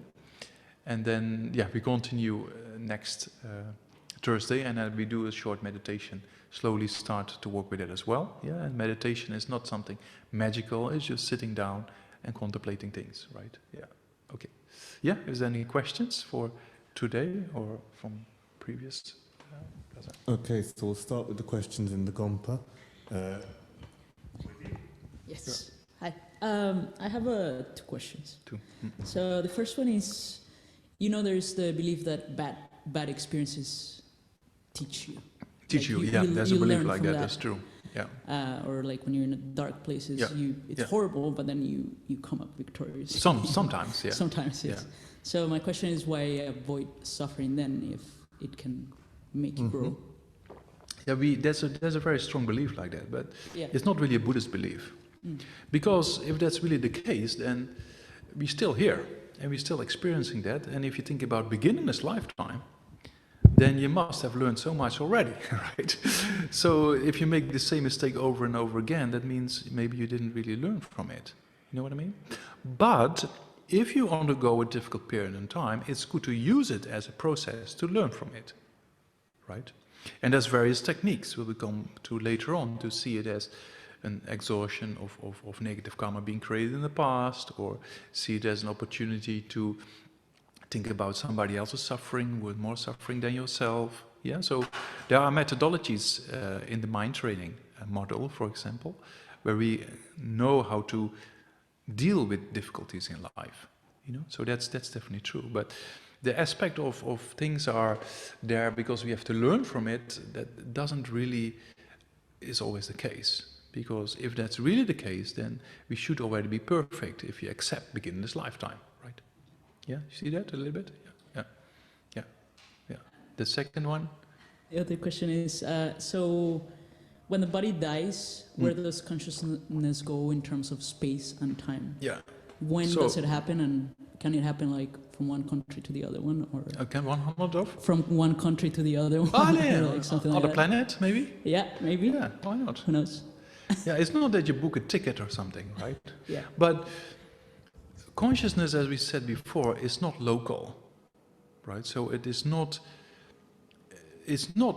limited to physical aspects. So that means consciousness is much faster than light, right?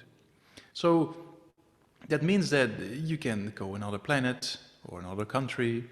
There's so many opportunities, but where you end up depends on what kind of courses you have created. So that's the kind of responsibility for us because it's all cause and effect. It's not you book a ticket somewhere and off you go. That would be quite easy, right? That's not the case. It's like of whatever courses we have created. For example, you like calm meditation, right? You like quiet, calm meditation, and you do that a lot, and you get attached a little bit to this like pleasant feeling. There's a possibility you're born in realms where there is only that kind of aspect of life, because you have habituated your mind in that particular pattern. Yeah, and if you always engage in killing or negative things, then there's an habituation that might cause you to fall in a state where there's a lot of problems, you see? So it's very much cause and effect relationships, rather than making a decision, oh, next lifetime I go there. That's only for very advanced practitioners who are in complete control over the death process. You know, that's very inspiring stories. They can decide where to be reborn, for example, or they check the future parents, maybe theirs better, maybe theirs better, and then they make a decision. Yeah. Does this mean that? Yeah. Does this mean that, like, for instance, in countries where there's more poverty, Yeah. then their past lives, they were... Yeah, I mean, it's not blaming people, because we all have created these kind of causes for poverty and war, but at the moment we don't have the conditions to experiencing it, right? So that means as a karma we come over is a very complex and a very difficult to understand subject, but we come to that later. So you can think about a computer model, if you know about computer models. So you build a computer model, the more variables you put in, and the more variables that influence each other, the more complex the model becomes, the more complex the prediction will be, right? So that means that if you take one lifetime, if you think beginner's lifetime, it's a huge complex of cause and effect conditions being created in our continuity of consciousness. So what comes up first, what comes next, where are we born, is a very complex system, but we come to that later. Yeah. Okay, there's quite a few online, so I might switch between online and the sure. Gompa. So online, Leonie, do you want to unmute yourself and ask your question? Thank you, Geshe. So I've got two questions. The first one is, you talked about the continuity of consciousness, and I was just wondering, and you talked about how perfecting your mind will take more than one lifetime, probably. So you do all this work, and we're fortunate enough to have found Buddhism, the Dharma. Does that mean that in your next lifetime, if you've started to do that work, you're likely to be born somewhere where you will, find the Dharma? Because if you're not, then you're kind of starting again.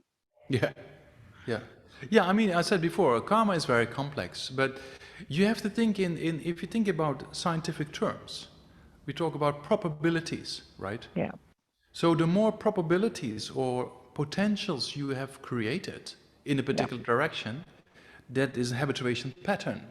Okay. And that will continue in the next lifetime, right? Sure. So that means that if you be a good human being, you try to do your best, try to help others, etc., that implies that in the future kind of life, you will have a similar kind of pattern because of the habituation patterns.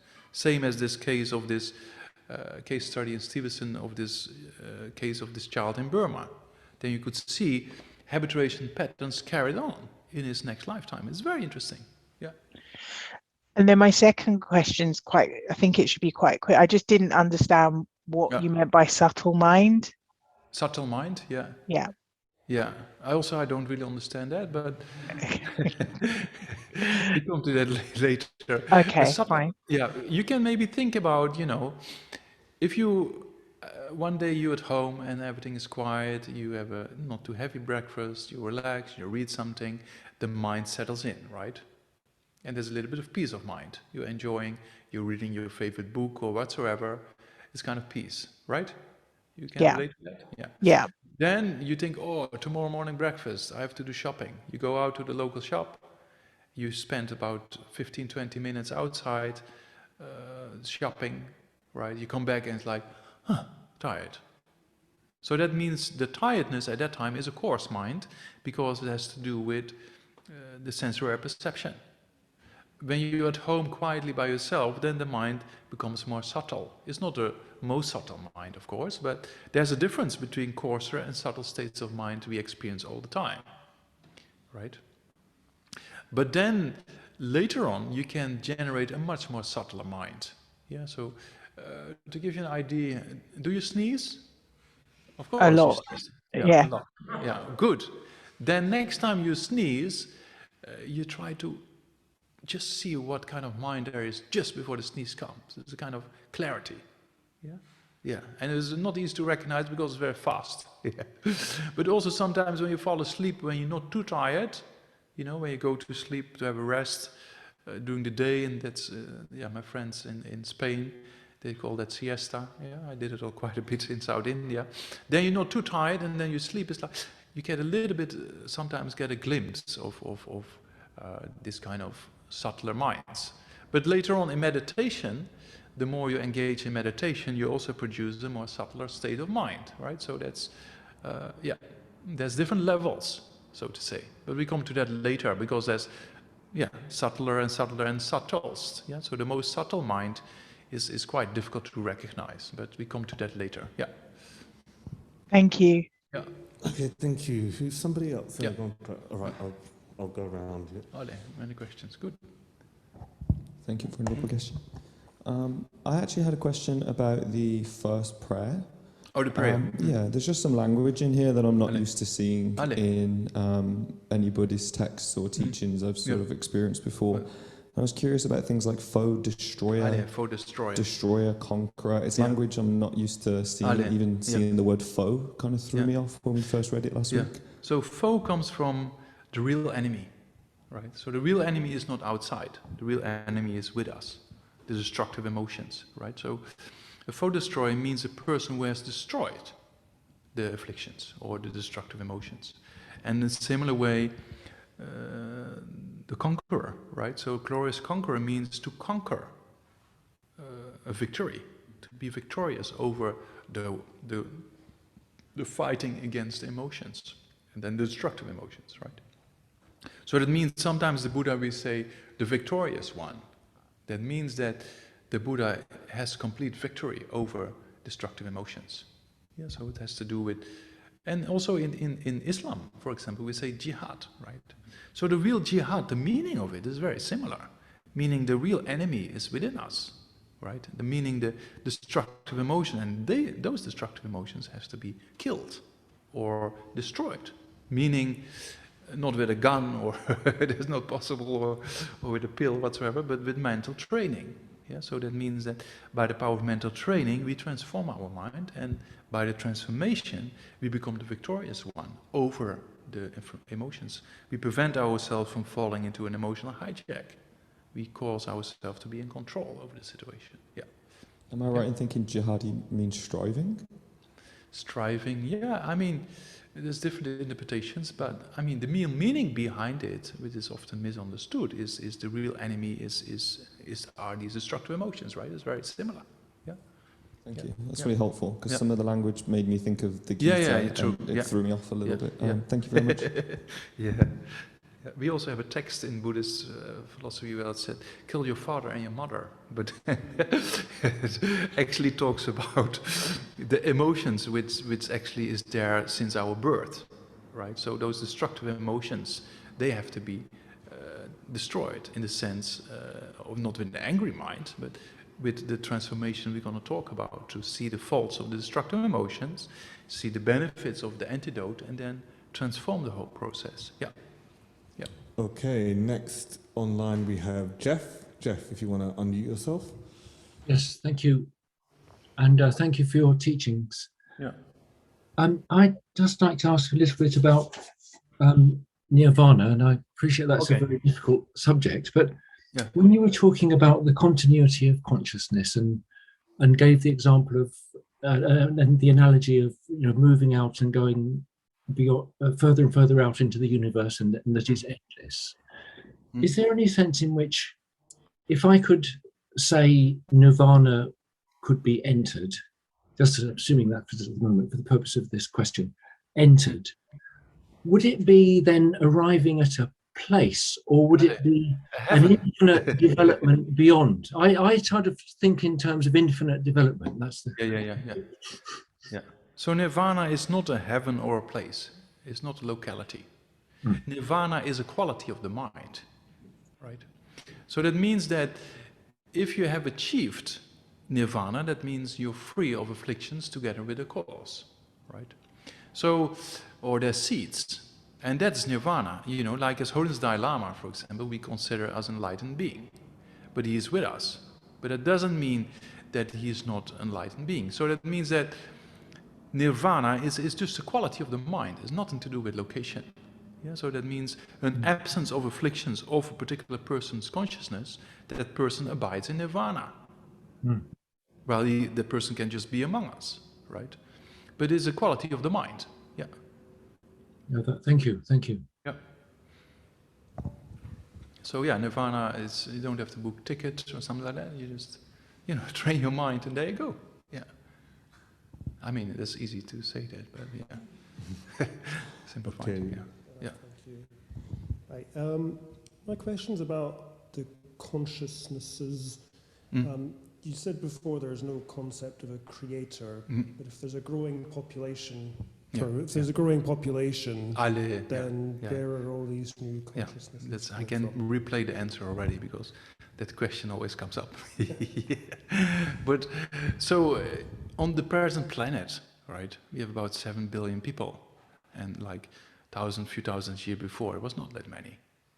But if you think about world evolutions of billions and billions and billions of years, because we not only planet with life form, right? There's many other planets with life form as well.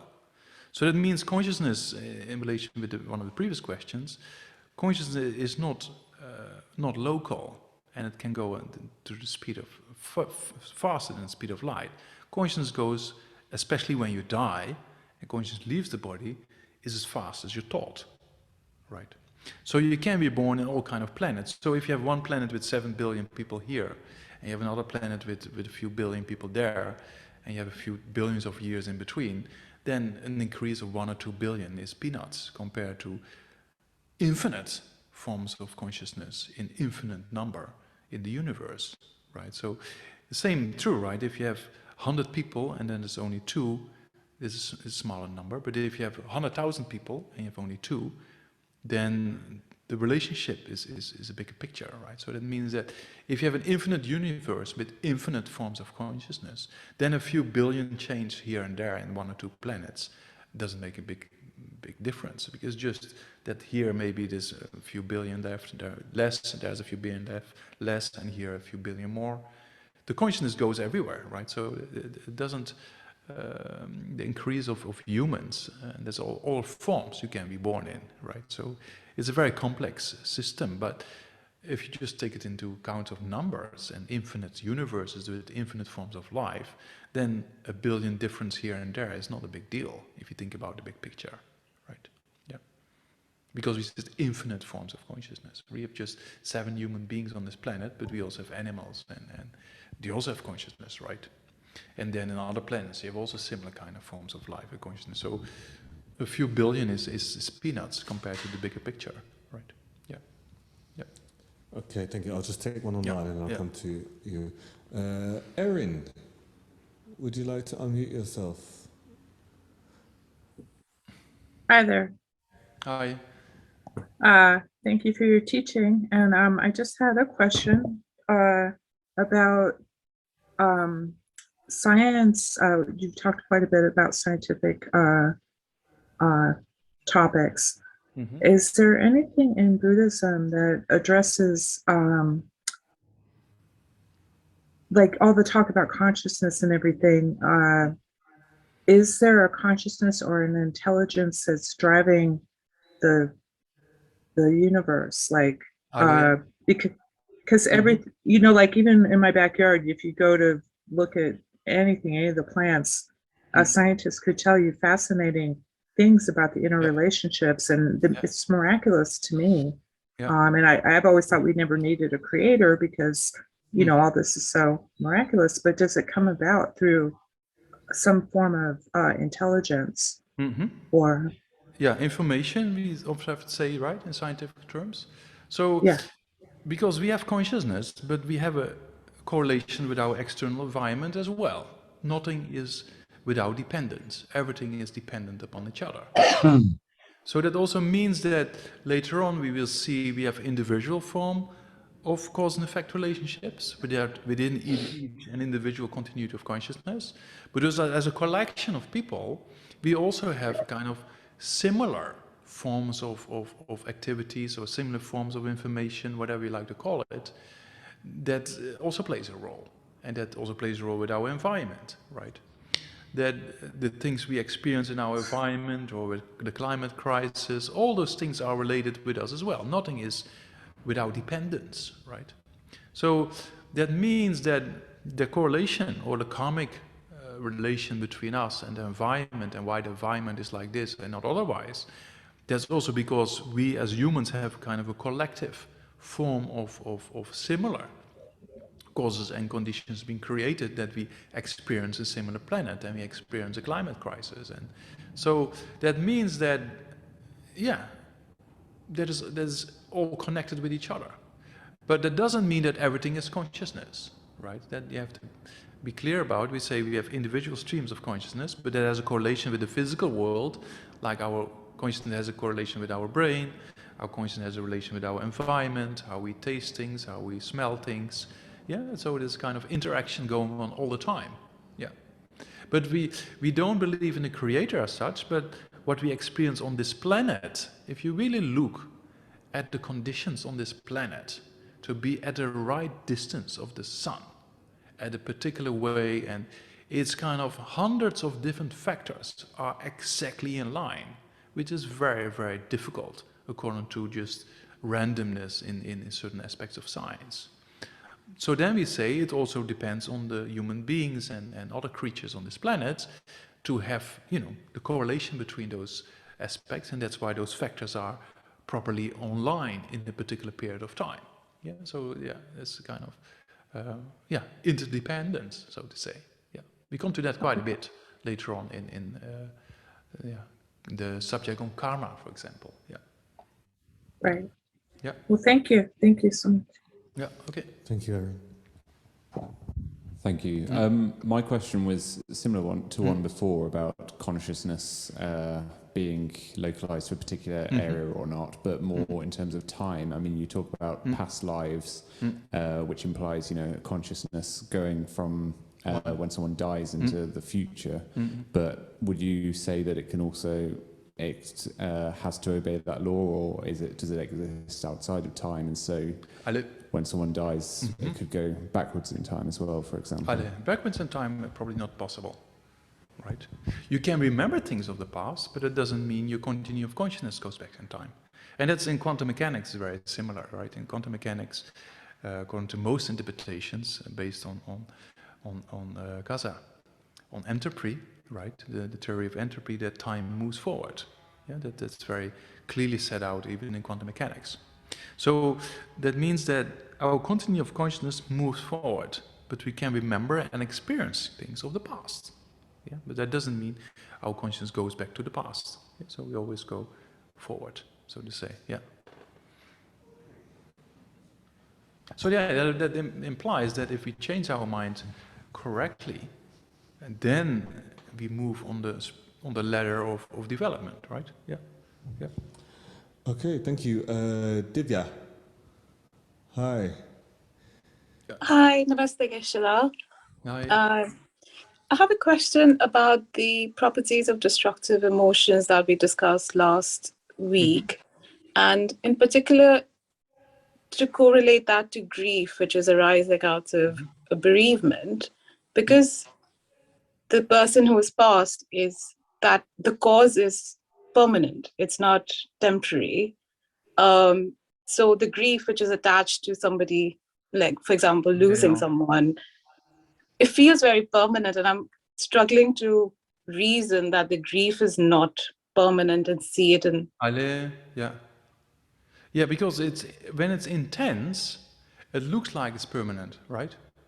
When you're in the middle of an emotional hijack, it looks permanent, but it doesn't mean it is permanent, right? Even grief you can deal with over time. And one of the aspects is acceptance, right? If you have initial acceptance of the issue, you can take a distance. If you can take a distance, then you're less influenced by it. So then you can slowly walk on it and deal with it much better. And over time, it's possible to actually go to a path then there is less and less influences yourself. So grief, it's only when we're stuck in a particular emotional state that it looks permanent, because we don't see a way out. Yeah. But if you have acceptance, it's very important. And that's why we often talk about death and impermanence. And last time I explained my mother's example, I think, did I do that here or not? When my mother, saw her son, dressed like this, and my mother knows Namdak is not completely stupid. So he made his decision based on, he got a university degree and everything, so he's not completely stupid. So she was examining it. And then my father passed away, went very fast, and then there was sadness, but there was no depression. Well, everybody thought my mother goes into depression for a long time because of the loss, but it didn't happen. Sadness was there, but it didn't happen. So I talked to my mother later on, and the doctors were impressed, and I told my mother, I said, how did you do that? And she said, we're talking about impermanence and death quite often, and I read about it and thought about it and thinking that can happen. And so then that acceptance is there, you see. When there's an acceptance, you don't get too much involved anymore, and you can take a distance. If you can take a distance, you have a much clearer outlook over the whole situation, and that gives you the potential to change it. Because grief itself is only putting more suffering on top of the loss already, right? Yeah. So to have acceptance and take a distance, that is very important in the process. And then over time, there's a possibility to walk with it, right? Because if you don't take distance, you're just stuck and you cannot do anything, right? So you have to have acceptance, understanding that's a part of life, then take a distance, and then talk with other people also who have similar issues. And then you can take it from a more distance, and then it influences you less and less and less and less. And you're prepared for a future kind of event with a similar, right? Yeah. Yeah. Thank you. Yeah. All right. Okay, anybody left in here? Yes. Oh, still, okay. Yeah, I've given them more time next time. Yeah, I always go over time. It's, part of my faults. I don't know, it's a fault, but yeah. Thank you, Geshe. Yeah. My question is there a difference between subduing or destroying afflictive, destructive emotions and transforming them, or transforming them through the practices that we are doing? Yeah, good question. Because what we're doing, we're transforming the mind, right? It's not suppressing emotions, because that's not good. We do a transformation, right? So the transformation we explain throughout the course, right? That's especially in the next model. So it's a transformation. So what does a transformation do? It makes us a mind that is capable of being in control. And that's what we call subduing the mind. Yeah. So the more you subdue your mind, the more you transform the mind, eventually you will be able to eliminate the emotions, the destructive emotions. And that's what we call destroy or eliminate the destructive emotions. So it's kind of a process. Different terms are used in that particular process. Yeah. Okay. Last one. Yeah. Abelardo. Yeah, from Southern America, right? Yeah. Costa Rica, yes. Costa Rica. I forgot. Thank you very much for the class today, Geshe. I'm very interested in the point you made about believing or proving rebirth or continuity of mind is based also on reasoning. And I'm familiar with Dharmakirti's reasoning, and I know it's been critiqued quite a bit, but will we be studying some of these reasonings? We can go over that later on. It's just the continuity of consciousness, how we prove that from the point of view of logic. One of the main reasons, and we don't have time now to go into great detail, but is that consciousness can only produce consciousness itself, nothing else. Like a seed of tulip, right? There's a tulip, white in color. So if you have Gaza, what's it called this? Orchid, right? So if you have a seed on an orchid, that will never produce a tulip, right? So that means the cause has to be in accordance with the result, or the result has to be in accordance with the cause. So that means the consciousness can only produce consciousness itself. Matter can never produce consciousness. So the parents, they can produce a body, our body, we got thanks to the kindness of our parents, but the consciousness is not produced by our parents. Yeah, so that means consciousness can only be produced by consciousness itself, and that proves the previous moment needs a previous moment, and that previous moment needs a previous moment, and that previous moment needs a previous moment. Yeah, and we can never stop consciousness. If you put yourself asleep, it's still mental consciousness of the sleep. Then if you die in the near-death experience, we see there is still experience going on. So there's no way we can stop consciousness. So that means consciousness can only produce itself. And every previous moment is produced by its previous moment, by its previous moment, by its previous moment. So we cannot find anything else than the previous moment of the previous moment when it comes to the statement of beginningless. Because there's nothing else than the stream of consciousness itself that produces itself in future events. Yeah. I would imagine that this has a lot of potential for dialogue between the traditional reason, that is Dharmakirti, and contemporary science, Western science. Yeah, that paradigm. And that's what we're doing here, because this year, with Science and Wisdom Live, the project we're running here at Jamyang, we had already had a dialogue with Pim van Lommen, and we're going to have other dialogues in relation with the continuity of consciousness, near-death experience, and deathbed visions. And then in autumn, we're going to have more dialogues with neuroscientists about what is the correlation between what we call consciousness and the physical brain. Are there two different entities? And if so, what is the correlation between the two? Yeah, so there's a lot of things, very interesting developments coming up very soon. Yeah, yeah. But not only us, there's many other institutions and who examining these kind of correlations, right? Yeah. Okay. Thank you. Thank you. All right, Cesar, that's it. If anyone's interested, 28th of May, next week, Science and Wisdom Live. Oh, that's next week already? Yep. Oh, I have to prepare then. Sorry. No. Yeah, Death and Rebirth. Yeah, okay. We'll be talking to some scientists. The next weekend. Yeah, okay. 28. Oh, one question snuck in there. Should we save it for next time or quickly? Okay, corazón. Yes or no question or not?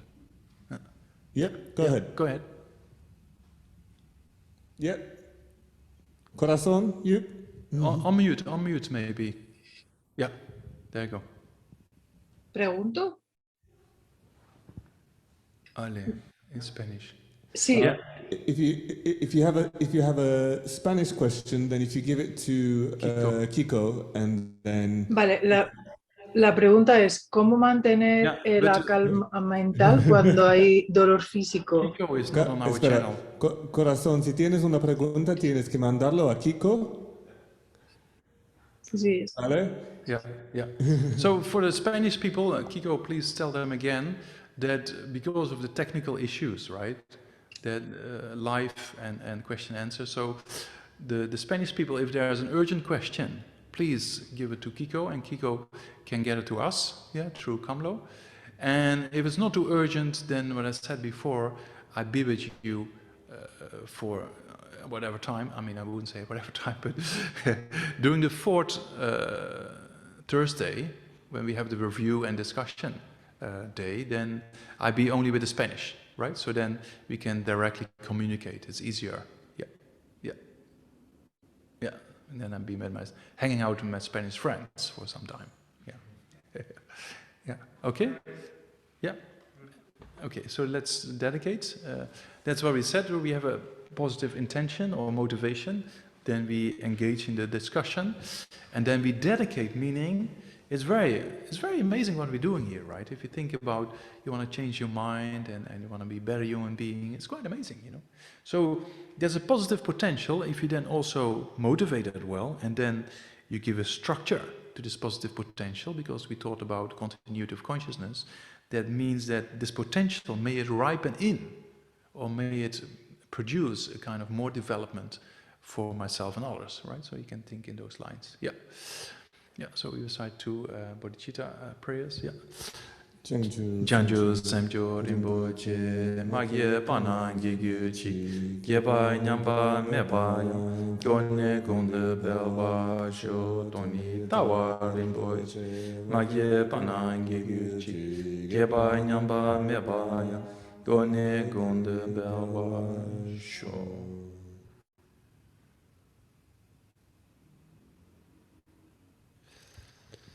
All right, thank you so much for your interest, and then see you next week, and for the final Thursday for this particular model, and then the week after that, then we have the review and discussion session. Yeah, okay, thank you so much, and see you soon. Yeah, thank you.